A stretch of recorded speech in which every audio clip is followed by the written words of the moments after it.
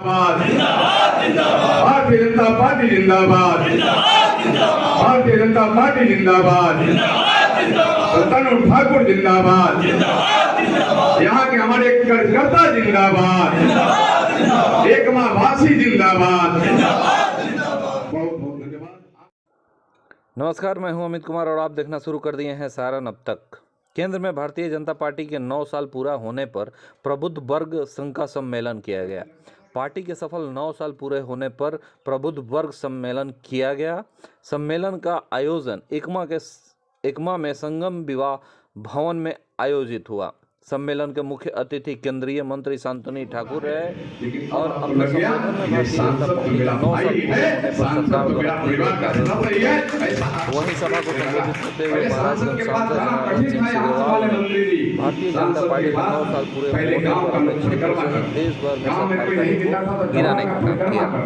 जवाब में कोई नहीं मिलता था, प्रखंड का परिक्रमा करते टाइम लेते थे। तो एक बार मेरे सांसद से एक कसरत कराना है चर्चे में, वो भी जाकर के कई बार कहने के बाद वो तैयार होकर के चले भी गए तो 3 बार वहां से लौटाते थे। कहते थे कि साहब का मूड ठीक नहीं है, आज मैं बात नहीं कर पाऊंगा। साहब का मूड देखा जाता था। मेरे मित्रों, माल महाराज का मीडिया खेले होली, आपका ताकत और मेरा मूड देखने की बात आप करते हैं। आपका सेवक और हमारे मालिक को मूड देखना पड़ता था सेवक का, कि सेवा करेगा, कि लाठी मारेगा, कि गाड़ी देगा, कि डांट करके भगा देगा। यह बात मेरे मित्रों, तमाम चीजें समाप्त हो गई और यह समाप्त हुई है आपके बदौलत। आपने समाप्त किया है, आपने अपना खून पसीना देकर के आपने अपनी जवानी को दिया है, जवानी को दीव में लगाया है। तब आज भारतीय जनता पार्टी दुनिया के सबसे बड़ी पार्टी भी बनी है और आपका सम्मान दुनिया में भी बढ़ाने का काम किया है। मैं आज के दिनों पर मैं बहुत चर्चा नहीं करना चाहता। कोरोना काल में कैसे भारत में क्या किया, आप किस तरीका से भारत दुनिया में कि जब माननीय प्रधानमंत्री कुछ दिन पहले जापान गए थे, उसके बाद जब ऑस्ट्रेलिया में उनका प्रवास हुआ था, ऑस्ट्रेलिया का प्रधानमंत्री वहां लाख लोगों के सामने माननीय प्रधानमंत्री जी को बॉस कह के, Modi is the boss of universe, ये कह के संबोधित किया तो हम लोगों के गर्व से दिल ऊंचा हो गया, सर ऊंचा हो गया।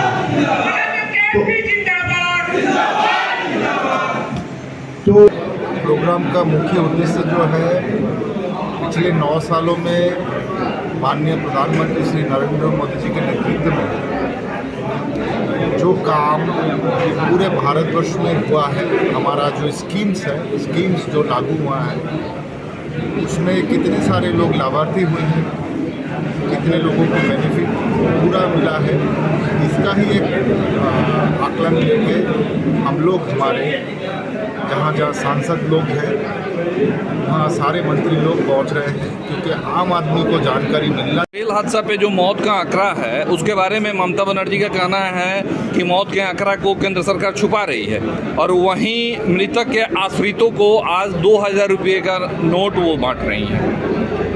देखिए, ममता बनर्जी जो पॉलिटिक्स करते हैं वो पॉलिटिक्स के समय के बेस के ऊपर पॉलिटिक्स करते हैं कि उनको समय के हिसाब से क्या चाहिए। अगर वो पब्लिक के लिए नेगेटिव हो वो वही करते हैं। तो हमारे जो केंद्र सरकार ने जो आंकड़ा दिए हैं मृत्यु का, वो सही है। ममता बनर्जी बंगाल से आए हुए लोगों को 2000 रुपये नोट का बंदी हो गया है, फिर भी पहले आप बंगाल से आए हुए लोगों को छुपाने के लिए, उसका सिंपैथी गैदर करने के लिए, गेन करने के लिए उनको अभी ये 2000 रुपया का नोट दिए जा रहे हैं। और ये नोट क्यों दिए जा रहे हैं? जब सेंट्रल गवर्नमेंट में घोषणा कर दिए हैं कि अगला सितंबर के बाद वो कहाँ से कैसे पहुँचाएंगे, इसका उनका कोई ये नहीं है, दिशा ही नहीं है।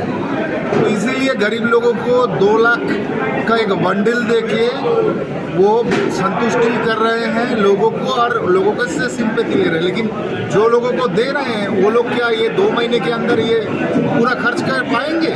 मेरे ख्याल से नहीं कर पाएंगे। तो ये एक तरीके से ब्लैक मनी का मतलब कि डिस्ट्रीब्यूशन और दूसरे तरह से सेंट्रल गवर्नमेंट का जो दुर्नाम करना पॉलिटिक्स के कारण ये करते जा रहे हैं। लेकिन मेरा ख्याल में एक दुर्घटना है।